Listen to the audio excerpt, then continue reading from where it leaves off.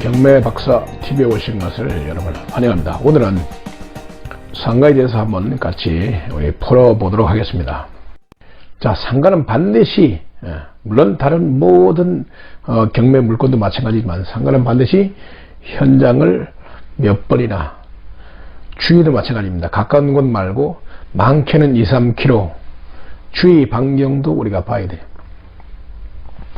그래, 상권 분석이 필수적인데, 그죠? 당연히 있지. 모든 부동산은 위치하고 모양이 가격이 결정되죠. 어디에 위치해있는가. 자, 만약에 상가기 때문에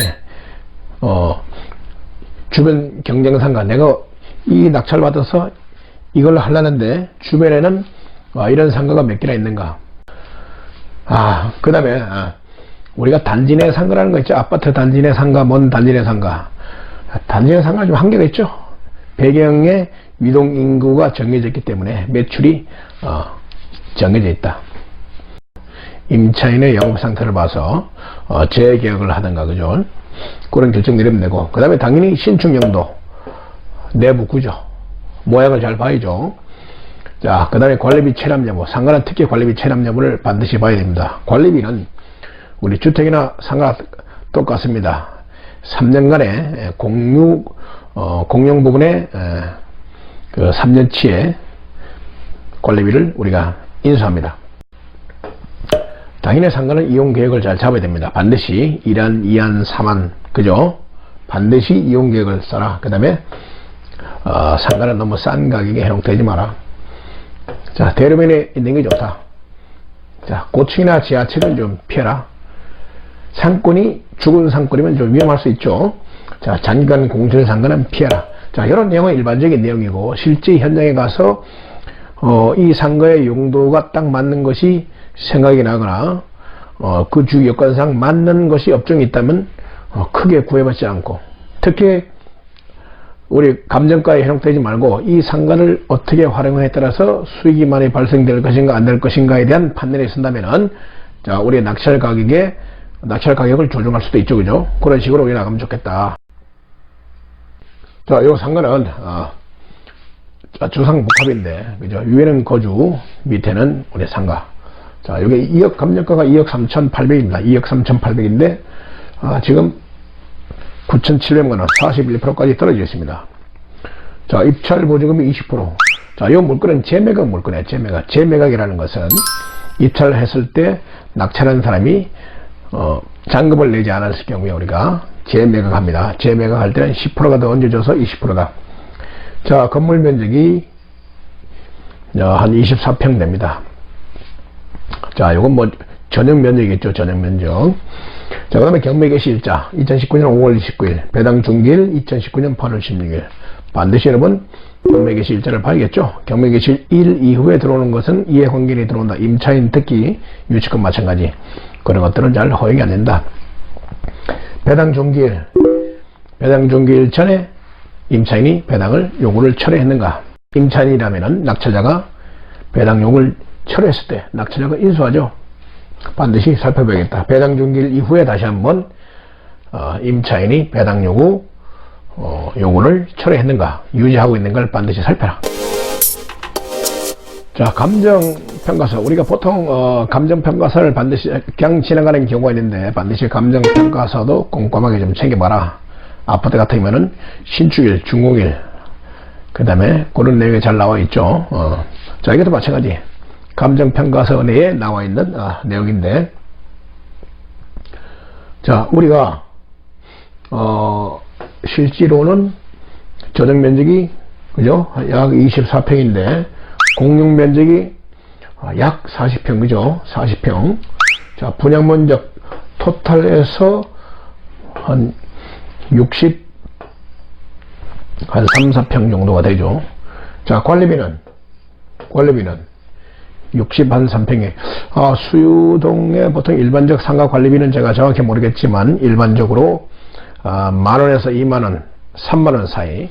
자, 평균 20,000원 잡으면은, 자, 전체 관리비가 약 월 120만원 정도 나올 수가 있다.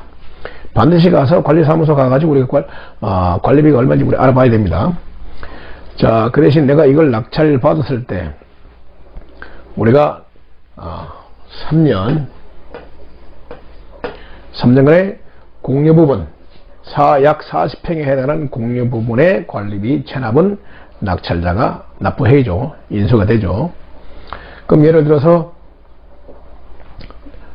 평당 2만원, 40평이니까 80만원, 80만원에 해당하는 3년치 약 3천만원 되겠네, 그죠? 3천만원 정도의 관리비가 체납되어 있다. 이런 걸 알고 들어갑니다. 상가는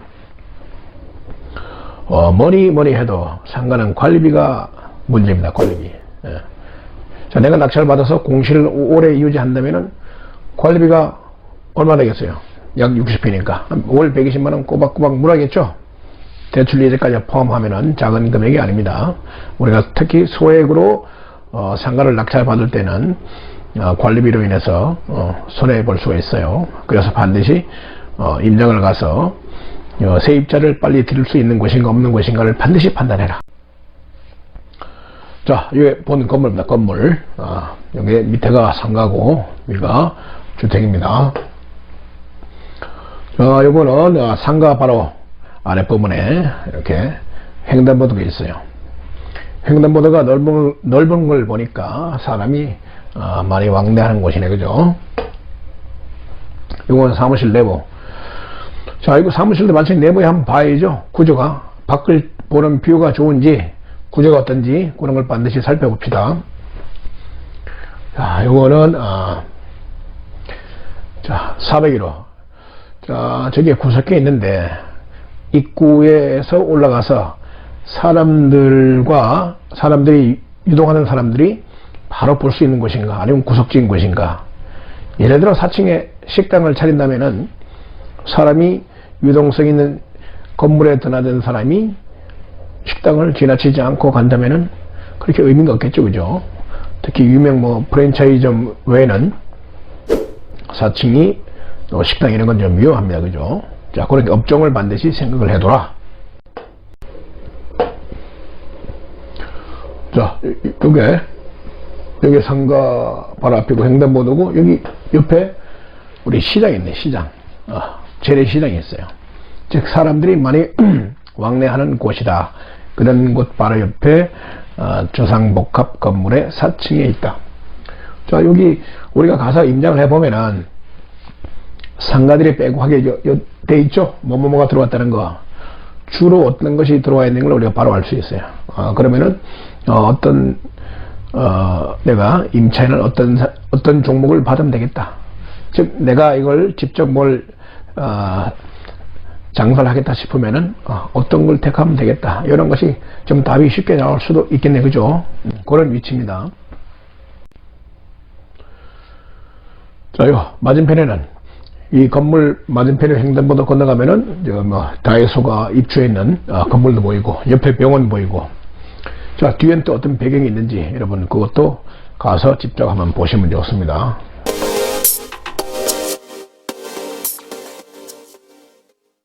자, 요거는 우리가 유찰이 많이 됐죠? 2억 3,800이 지금 9,700만원 돼 있으니까.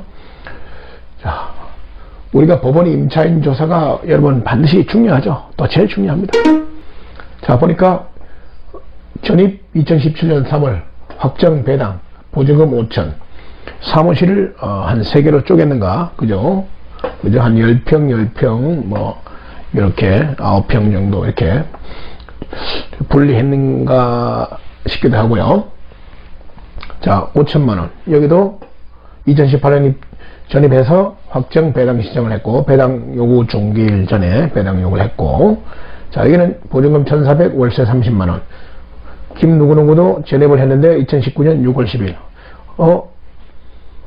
여기 경매 개시 결정 등기가 2019년 5월 29일이니까 이 사람은 자동 소멸, 그죠? 자, 근저당 2014년 12월 소유권 바람이 튀는 근저당이 말소 기준 권리다. 2014년도니까 얘들은 후순이다. 자, 후순이면 여러분 어떻게 대항력이 없죠? 없는데도 불구하고, 자, 주택이나 아파트나 상가나 최우선 변제금이 있죠. 최우선 변제금. 자, 서울시는 2013년 개정된 상가 임대차 보호법에서 6,500만원의 보증금 이하일 때는 2,200만원을 지급한다. 자, 보증금 5,000이니까 해당되죠? 2,200만원 받아갑니다. 자, 여기는 보증금 1,400인데 월세 30만원. 자, 상가는 환산 보증금이 있어. 주택은 없는데, 환산 보증금이라는 것은 월세 곱하기 100을 해서, 그러면 3,000만원이죠? 실제 이 금액은 4,400만원. 마찬가지 6,500만원 이하다. 그러면 1,400만원 받아간다. 우리가 나중에 명도에 큰 어려움이 없겠다. 자, 이것도 우리가 근저당 날짜 이런 걸 따져서, 압류 따져서, 안분배당 등을 따져서, 그죠? 얼마 또 받아갈 수 있는지 한번 계산해 볼 필요가 있고요. 자, 이 물건에 우리가 유찰이 되는 이유는, 자, 관리비가 약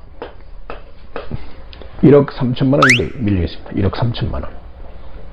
1억 3천만원. 2019년 10월까지 미납액이니까, 올해까지 따지면은 또, 그죠? 금액이 되겠죠. 자, 관리사무소 직접 가서, 관리비 내역을 한번 보고, 3년간의 공유 부분, 아까 약 40평의 공유 부분이죠? 관리비 평당 2만원 잡으면은, 야, 이건 제가 대략 가보지 않고 말씀드린 겁니다. 실제 임장을 했을 때는 가격이 틀려질 수 있습니다. 80만원, 연 1,000만원. 평당 관리비가 2만원일 때, 연 1,000만원, 3년 3,000만원. 자, 인수금액이 3,000만원 나오는데, 여기는 1억 2,900이죠? 1억 2,900. 자, 요거는, 뭐, 법정 다툼을 하든, 그죠? 소송을 통해서 관리비를 최소한으로, 잡는 것이 관건이다. 얼마든지, 협의가 가능하죠. 그리고 집합 건물에서는,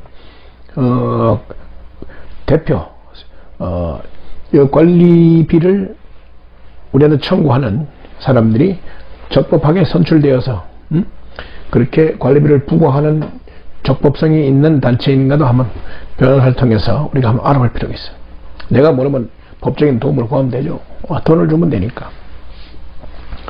자, 그러한 도움도 받고 가서 얘기도 나눠서 요거는 관리비, 특히 변호사 이런 분쟁에서 또 밝은 사람들 있죠. 이 전문가들하고 도움을 구해서 좀 해결을 한다면은 하는 금액이, 그죠? 대략 3,000만원 정도 우리 관리비가 밀려있다. 자, 유찰되어서 낙찰받아서 자, 미납을 했고, 그죠? 우리 미납한 사유는 뭐 당연히 관리비 관련되겠죠? 우리 사무실 가서 또는 뭐 관리비에 대한 소송에 관해서 자세히 알아보고 포기했는지 모르겠지만은, 자, 1억 95만원에 낙찰받았고, 자, 이 사람은 잔금을 납부했습니다. 자, 그렇다면 우리가 눈으로 보기에, 자, 우리가, 상가는 취득세가, 자, 1억이라 봅시다. 1억 낙찰받고 취득세가 4.6%. 우리의 유흥상가 같은 건 취득세가 13% 되죠. 플러스 뭐 교육세 등등등 해서 약 한 1억 500만원 정도의 내 앞으로 댕기려는데 필요한, 그죠? 돈이 한 1억 500. 아까 얘기했지만은 명도 비용은 크게 발생하지 않는 걸로, 그죠? 그래도 100에서 한 200만원 정도에 우리가 생각을 해두는 게 좋죠. 안 나가면 좋지만 뭐 나가면 예상을 하면 되니까. 그러면 총 한 1억 1,000만원, 그죠? 자, 특히 상가는 좀 대출이 잘 되죠. 대출. 자, 경매를 왜 하냐?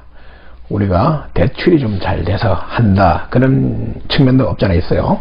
자, 우리 주택은, 아파트는 방이 몇 개 되잖아. 그럼 방빼기 해버리고 대출 되니까 그 가격의 60% 굉장히 낮죠. 우리 상가는 하나 통이잖아, 통. 여기에 대한 80%는, 그죠? 굉장히 높죠, 대출 금액이. 자, 1억 1,000만원 대출 80% 잡으면은 내가 든 금액이 약 3천. 자, 요 낙찰 받는 금액이 대략 3천만원 플러스, 그리고 상가 관리비 3년간의 공용부분 인수 금액을, 자, 이건 변동이 있습니다. 반드시 알아봐야 됩니다. 평균으로 2만원 쳐서 3천만원. 자, 내 돈이 6천만원은 준비되어 있어야 됩니다. 6천만원. 자, 1억 얼마의 낙찰을 받을 경우에 하는 얘기입니다. 자,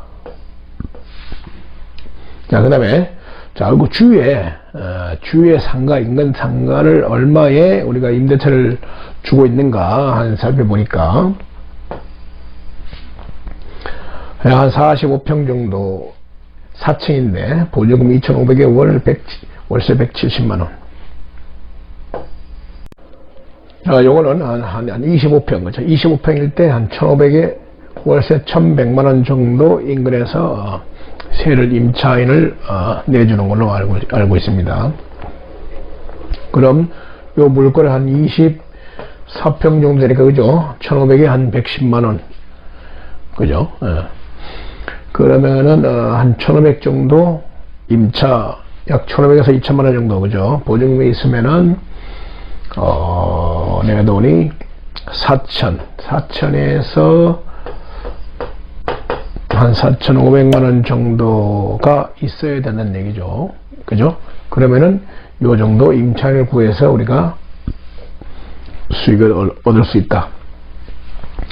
자, 한 4,500만원을 투자해서, 자, 월 100만원, 연으로 하면 1,200만원, 1,200만원. 한 4천만원 투자해서 연 1,200만원은 수익률이 얼마 됩니까? 약 한 35에서 한 40%, 그죠? 연 35에서 한 40% 수익이 나는 걸로 우리가 알고 있습니다. 자, 이거는 그냥 표면적인 얘기고, 실제로는 내가 어떤 장사를 할 것인가, 또는 임대를 얼마를 구할 것인가, 이런 사전 조사가 다 되어 있어야 됩니다. 그리고 그거는 아까도 봤지만은 상가가 좀 활성되어 있고, 그렇다면은 뭐 내가 공시를 오래 가졌을 위험이 좀 줄고, 그죠? 그러한 이점이 있는가 없는가도 반드시 살피면은, 자, 요런 수익률이 나올 수도 있는 상가다. 자금은 작지만은 크면 크다. 그리고 우리가 낙찰받은 금액 대비 우리가 지금 감정가가 2억 3,800이 돼 있죠. 그러면은 임차인을 구함과 동시에 또 우리가 매매도 할 수 있죠. 우리가 매매를 2년 내에 하면 얼마입니까? 양도소득세가 보통 40~50% 되죠. 그래서 한 2년 지난 다음에 매매할 생각도 한다면은, 한 4,500만원 투자해서 2억 3,800이니까 제 보기에는 그렇게 떨어질 것 같지는 않고, 주위의 상가가 우리가 좀 활성화되어 있고 시장도 있고 하니까, 그죠? 그러면은 뭐 2억에 내놓는다 칩시다. 그러면은 수익률이 얼마입니까? 소액을 투자했을 경우에 괜찮은 수익이죠. 괜찮은 수익이야. 만약에 2년 뒤에 2억에 매도한다면은 임대 수익 플러스, 그죠? 한 6천만원, 한 7~8천만원 정도의 내가 현금을 줄 수도 있는 요지다. 자, 이러면 제 계산이고, 반드시 여러분이 임정을 통해서 상가 분석을 해야 된다. 자, 오늘 간단히 상가에 대해서 설명 한번 드렸습니다. 반드시 전제 조건, 상권 분석을 철저히 하라. 아까 초두에 얘기했지만은 너무 싸거나 너무 후진 곳 현혹되지 마라. 그죠? 자, 오늘은 상가 여기까지 하겠습니다, 여러분.